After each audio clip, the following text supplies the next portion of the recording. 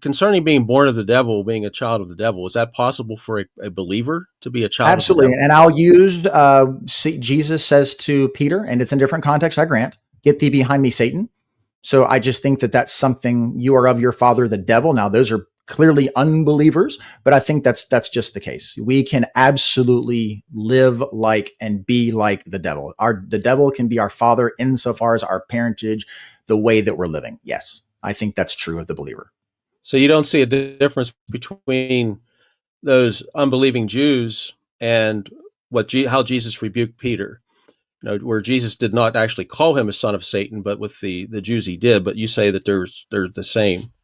So exegetically, I think in the context, in the specific, this is why I prefer exegetical systematic theology. I think if you go through the context where Jesus says, I think it's in John, he says to the is it John 8, I think, and he calls him, you're like your father, the devil. Mm-hmm.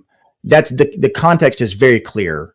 I think that he's talking to unbelieving Jews. I want to grant totally the text doesn't say that. There are actually people who think that they may or may not have been saved, but I put that aside. I think it's clear that they're not saved. I don't think that's the point, though. The point is not that they're not saved. The point is that they are acting like their father or the devil.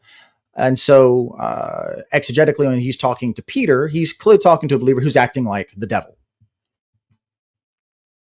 Okay.